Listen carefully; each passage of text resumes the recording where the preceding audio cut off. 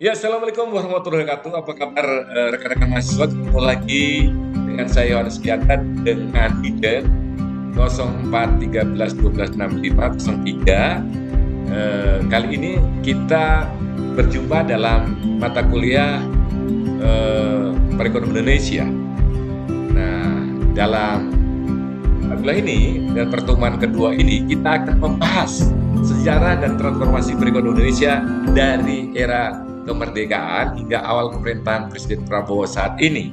Saya Yohanes Kianta, Sarjana Ekonomi Magister Manajemen, NIDEN 0413126503 akan memastikan untuk Anda berbagi pengetahuan untuk Anda sekalian. Rekan-rekan mahasiswa, sebelum kita lanjut ke slide berikutnya, saya akan mengucapkan terima kasih kepada Anda atas partisipasi Anda dalam mata kuliah ini. Juga saya akan mengucapkan selamat menyongsong bulan Ramadan 2026 bagi rekan-rekan mahasiswa yang akan menjalankan ibadah puasa. Semoga menjadi berkah, membuat damai dan sejahtera untuk kita semua. Dimudahkan jalannya di dalam prosesi pelaksanaan ibadah puasa. Oke, sebelum ke slide berikutnya, mari kita coba lihat dapur kreasi kita. Dapur kreasi kita adalah sebelum menjadi slide ini, maka kita lihat dapur kita saat ini. Dapur kreasi kita seperti ini. Nah, dapur kreasi kita seperti ini. Sebelum saya susun untuk presentasi untuk Anda, maka dapur kreasi kita adalah seperti ini. Karena Anda lebih powerful, lebih mempersiapkan apabila suatu saat Anda membutuhkan hal-hal seperti ini. Oke, rekan-rekan mahasiswa, sebelum kita melanjutkan di slide berikutnya, mari kita intip adalah jurnal untuk kalian semua. Ini jurnal, saya buat simulasi jurnal untuk kalian semua, agar kalian semua powerful dan lebih dalam mengeksplor materi kuliah kali ini. Ini saya simulasikan mendekati template jurnal Sinta 2 atau Sinta 3 ya. Ini semua sudah saya simulasikan, mudah-mudahan menjadi bahan renungan dan pembelajaran Anda agar kalian nanti substansi memahami dan IPK-nya powerful. IPK-nya A semua. Oke, sudah ya, ini nanti kita bahas pendalaman soal jurnal, nanti kita bahas. Kita akan beralih dulu ke slide presentasi. Oke, para mahasiswa, sekali lagi saya ingatkan ini adalah sejarah transformasi perekonomian Indonesia dari era kemerdekaan hingga awal pemerintahan Presiden Prabowo. Kita lanjutkan di slide berikutnya. Oke, pendahuluan dinamika ekonomi politik Indonesia ini melalui transformasi struktural di antara ekonomi agraris, industrialisasi, hilirisasi sumber daya alam. Ini poin-poin untuk transformasinya. Sekarang faktor determinan apa? Yaitu stabilitas politik dan keamanan, kualitas institusi dan penegak hukum, dan berikutnya adalah kondisi ekonomi global, harga komoditi dan lain-lainnya.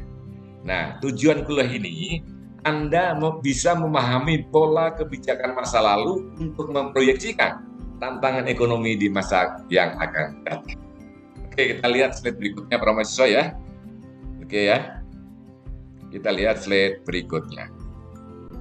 Oke, nah slide ini adalah membahas era perintisan dan ketidakstabilan, yaitu era di tahun 1945 dan 1966. Fase 1 adalah fase di mana masa revolusi dan demokrasi liberal 1945 sampai 1959. Terus kondisi awal kita adalah kaki kosong, inflasi sangat tinggi, terjadi blokade oleh Belanda dan sebagainya. Kebijakan kunci yang dilakukan adalah seperti ORI, Uang Republik Indonesia, Gunting Safrudin 1950, program Benteng, upaya menumbuhkan penguasa berbuni meski waktu itu belum berhasil secara maksimum. Kurang berhasil. Fase kedua adalah demokrasi terpimpin Orde Lama 1959 sampai dengan 1966. Ini mungkin saya masih kecil ya. Oke, yaitu sistem ekonomi yang dimaknai dengan etatisme atau negara mendominasi penuh faktor produksi. Peristiwa krusial atau penting adalah nasionalisasi perusahaan Belanda, De Jassie Bank menjadi Bank Indonesia. Proyek Mercusuar membangun monumen megah, Monas waktu itu juga menguras devisa yang ada. Nah, akhir periode krisis 1965 ditandai dengan hiperinflasi sampai 635%. Wah, luar biasa ya rekan-rekan ya. Mudah-mudahan ini kita tidak akan prediksi perekonomian Indonesia ke depan tidak akan terjadi hiperinflasi ya. Sehingga rekan-rekan mahasiswa saya dan seluruh dunia pendidikan memiliki tanggung jawab untuk hal seperti di luar pemerintahan. Oke, kita lihat slide berikutnya. Slide berikutnya adalah Orde Pembangunan Fondasi. Orde Baru 1966 sampai 1998. Adalah fokus pada trilogi pembangunan, yaitu stabilitas, pertumbuhan, dan pemerataan. Rehabilitasi ekonomi 1966 sampai 1969. Undang-Undang PMA 1967 membuka investasi asing masuk, inflasi turun drastis menjadi single digit.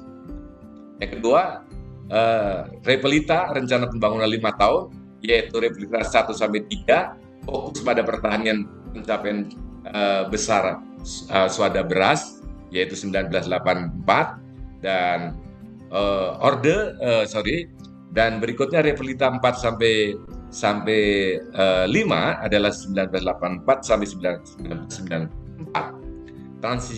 Transisi ke industri manufacturing dan ekspor non migas.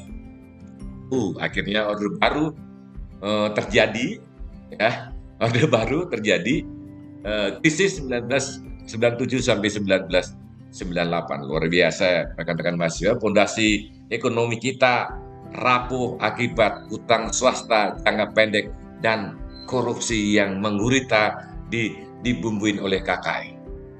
Nah, sehingga waktu itu dolar senilai 2.500, ya saya masih ingat waktu itu, menjadi drop terus menjadi langsung 16.000 rupiah.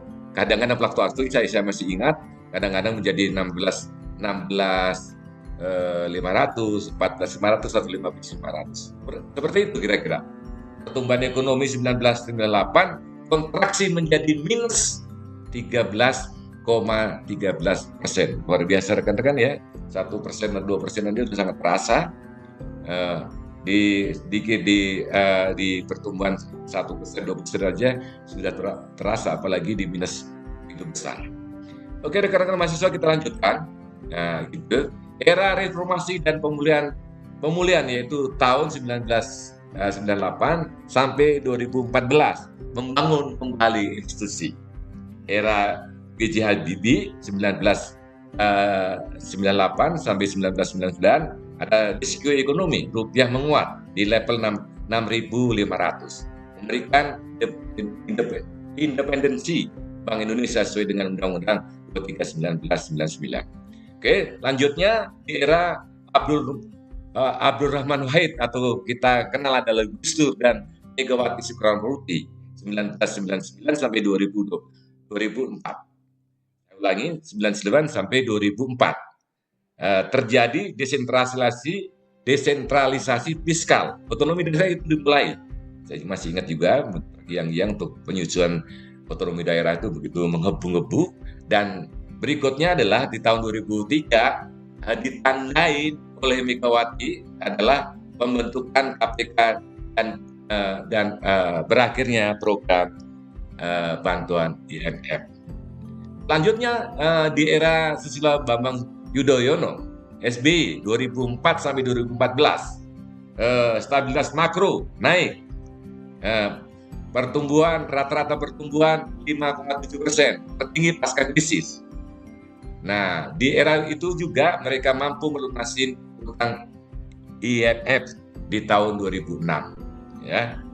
Yang terus berikutnya di era SBY ditandanya juga menjadi Indonesia masuk kelompok G20 resiliensi saat krisis global 2008 G20. Oke, itu era reformasi dalam pemulihan ya. Kita lanjut ke slide berikutnya. Oke, para mahasiswa, kita lanjutkan ya slide berikutnya, yaitu era infrastruktur di eranya Presiden Jokowi 2014 sampai 2024, yaitu transformasi menuju negara maju. Pembangunan infrastruktur dilakukan dengan sangat masif.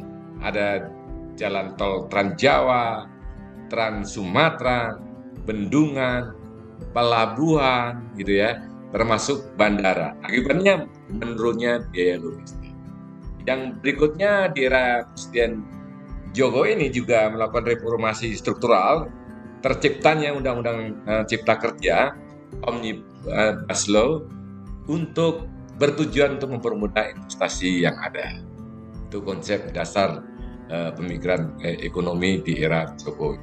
Yang selanjutnya adalah hilirisasi hilirisasi SDA, downstreaming, yaitu larangan ekspor biji nikel di tahun 2020 mengakibatkan nilai tambah ekspor melonjak. Oke. Nah, berikutnya tantangannya adalah gejala deindustrialisasi dini, yaitu mengakibatkan pangsa manufakturing terhadap PDB menurun dibandingkan eranya Presiden SBY. Oke, kita lanjut di slide berikutnya, kita lihat. Nah, ini era baru, eranya Presiden Prabowo Subianto, ya, atau Pak Prabowo 2024 sampai sekarang. Nah, visinya adalah bersama Indonesia Maju menuju Indonesia Emas 2024. Oke, nah target ambisiusnya Pak Presiden Prabowo ini mencapai 8% pertumbuhan ekonomi. Saya pribadi, kita akan support juga untuk pencapaian ambisiusnya timnya Pak Prabowo sampai ke titik 8%.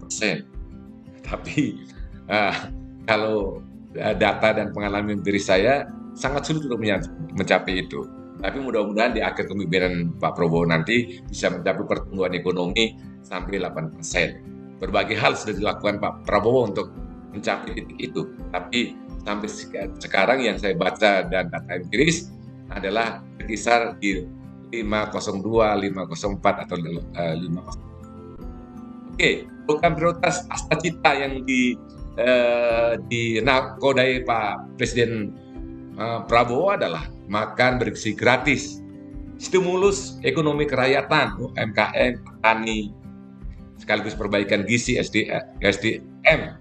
Nah, termasuk adalah konsep dasar untuk meningkatkan kualitas SDM itu melalui pencegahan stunting, gitu. Ini memang konsep luar biasa, tapi kita lihat nanti. Paling inti adalah harus memenangkan pertarungan yang namanya SDM.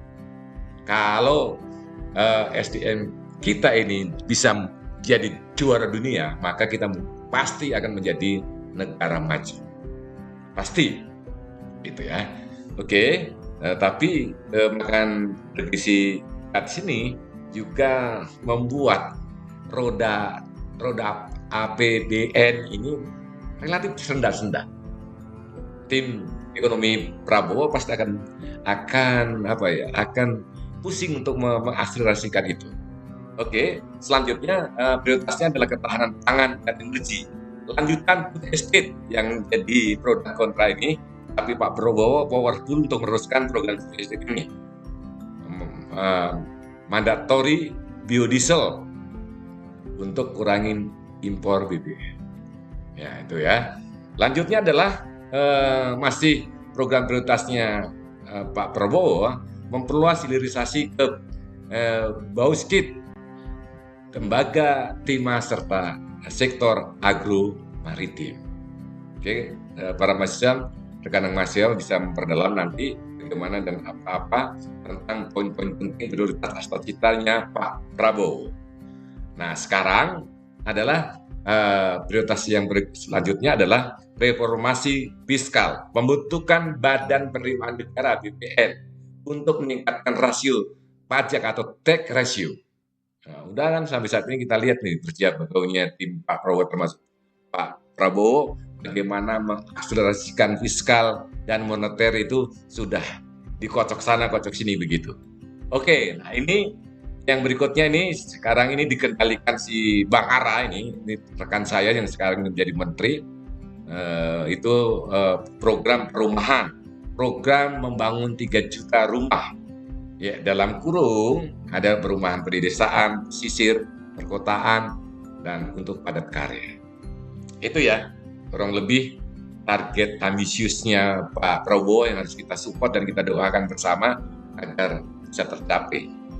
Ini yang kita mendorong dan melihat, memberikan masukan yang rasional dan faktual untuk bagaimana kendala-kendala dan peluang ada untuk target pertumbuhan ekonomi 8%.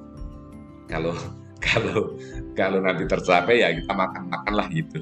Gitu kan, rekan-rekan mahasiswa, kita lanjutkan ke slide berikutnya. Nah, rekan-rekan mahasiswa, inilah perbandingan pertumbuhan ekonomi.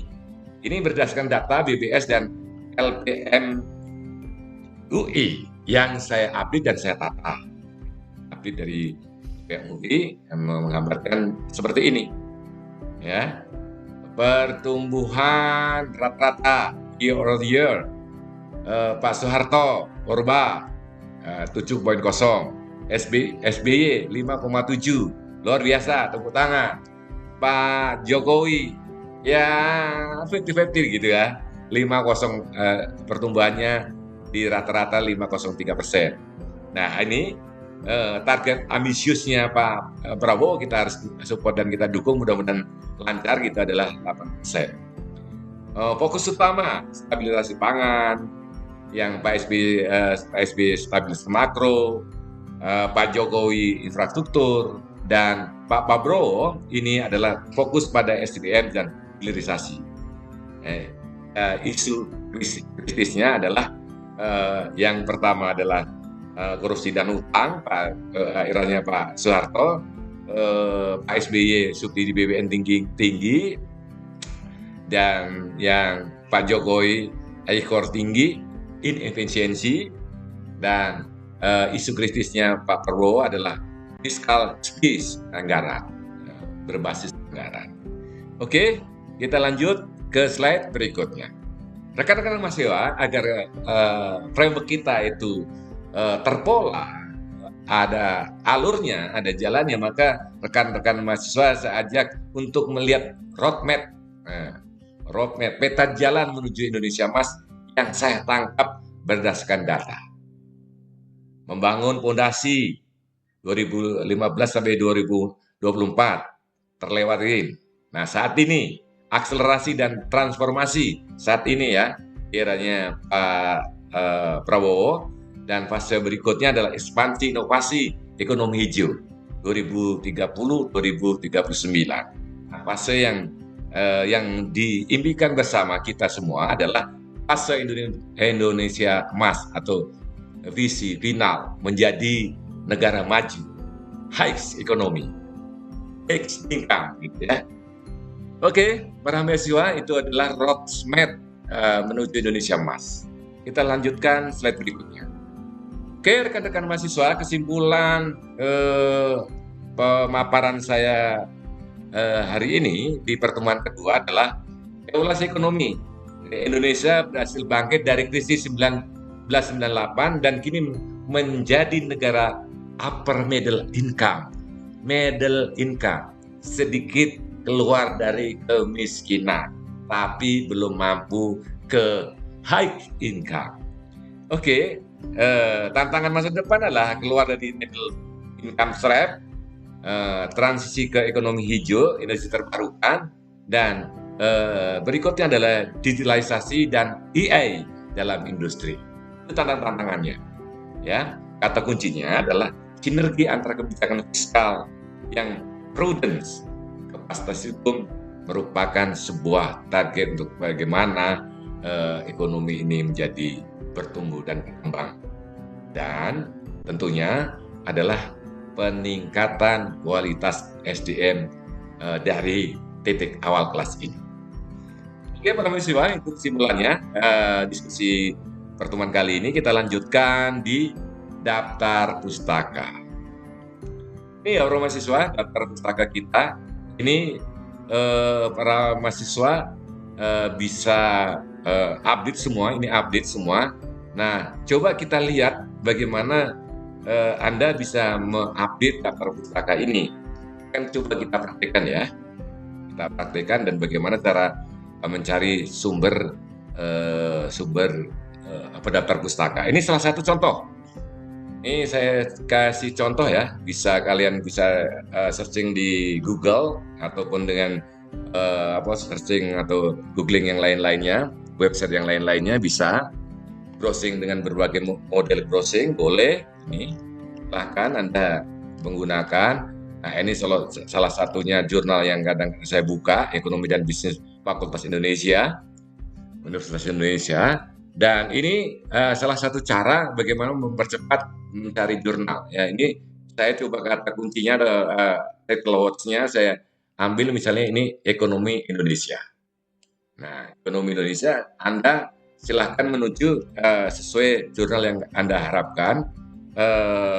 Di sini saya sudah pilih di sini, klik kanan, langsung open sini, full text browser. Nah, akan berhasilkan seperti ini. Nah, jurnal ini si full PDF. Ini bisa ada yang Anda bisa download full, ada yang sebagian. Nah, tinggal keahlian Anda mencari jurnal ya. Setelah itu nanti kalian kumpulkan, ini salah satu cara. Kalian kumpulkan, masukkan ke Mendeley. Oke, nah sekarang saya akan praktikkan kepada Anda bagaimana mensitasi dari jurnal-jurnal yang kalian sudah tentukan dan pilih tadi. Anggap ini sudah masuk semua di Mendeley Anda semuanya. Oke, tentunya di Watch kalian harus diinstal Mendeley dulu, disinkronisasi dulu integrasikan dulu ke Watch-nya. Nah, Watch saya ini sudah saya coba sinkronkan, walaupun Watch saya ini sudah relatif ketinggalan lah, tapi nggak apa-apa. Yang penting masih bisa digunakan dengan maksimal, digunakan maksimal saja. Nah, ini Watch saya sudah masuk di integrasi Mendeley. Nah, sekarang para mahasiswa tadi saya anggap sudah daftar pustaka itu sudah dimasukkan dengan berbagai cara, dimasukkan di program software Mendeley. Nah, para mahasiswa, coba Anda perhatikan di sini, oke ya. Ini coba Anda perhatikan. Ini contoh yang sudah saya kasihkan citasi. Ini dari beberapa tulisan ini Budiono 2006 ini sudah saya citasi ya. Nah, ini Basri, coba hilangkan dulu. Kita hilangkan dulu. Basri ini belum ada tandanya. Ketika kita sorot sini, Basri belum ada tandanya. Beda dengan Budiono yang sudah saya kasih citasi. Nah, bagaimana kita melakukan citasi Basri 2002? Mari kita coba lihat ya. Kita masuk di referen.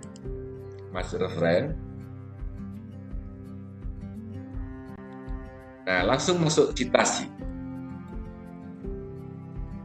Masuk citasi, kita lihat.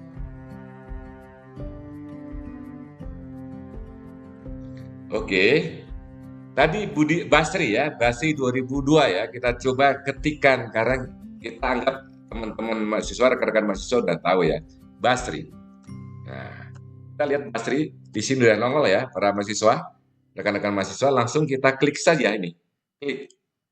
Oke, kita tunggu ya. Ini kita yang tadi, yang kita belum citasi, kita hapus saja. Ya, saya contohkan agar dari tahapan awal Anda bisa ya. Tapi seharusnya tidak ada dulu citasinya. Harus diketik untuk paragrafnya, Anda kutip dan sebagainya, baru Anda lakukan citasi. Oke ya, kira-kira ini kita coba lihat ini si Basri. Nah, sekarang Basri sudah Basri sudah kita citasi, Budiono juga begitu. Nah, setelah itu nanti adalah insert di biografi.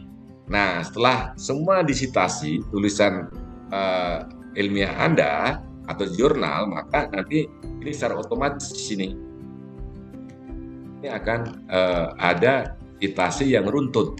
Jadi nanti ya, oke, klik aja langsung nongol semua. Dan kalau ada penambahan secara otomatis akan muncul dan runtut, terarah dan terukur, urut gitu. Oke para mahasiswa, itu tadi saya coba berikan saudara bagaimana tidak usah pusing-pusing. Kalian punya kata kuncinya, silahkan klik. Misalnya titelnya misalnya ekonomi Indonesia contohnya, keywordnya apa misalnya, pertumbuhan ekonomi, silahkan aja tulis di sini. Nah di sini juga bisa Anda mencari sampai 1000 daftar pustaka dengan cepat dan tepat. Oke, para mahasiswa itu ya. Nah, sumber-sumbernya udah saya sampaikan, contoh sumbernya, dan simulasi jurnal udah saya berikan. Mudah-mudahan ini menjadi pembelajaran Anda lebih mendalam, dan Anda bisa mengeksplor dan membaca sejarah dan perkembangan perekonomian Indonesia sekarang dan masa. Oke, kita lanjut ke slide berikutnya. Ini daftar pustaka sudah. Oke, sebagai penutup slide ini adalah menuju Indonesia Emas tahun 2045. Yaitu ada perangkat kerasnya, adalah wadahnya, adalah infrastruktur dan hilirisasi yang sedang dibangun saat ini. Yang berikutnya adalah perangkat lunak atau penggeraknya adalah Anda, adalah kunci SDM yang unggul untuk ekonomi digital dan hijau ke depan. Tuntutlah ilmu untuk membangun kompetensi, bukan sekedar mengejar IP atau IPK, tapi bersiaplah memegang tongkat estafet pemimpinan di tahun ekonomi 2045. Oke, saya kirim wassalamualaikum warahmatullahi wabarakatuh. Sampai ketemu nanti di minggu yang akan datang. Wassalam, sampai ketemu nanti.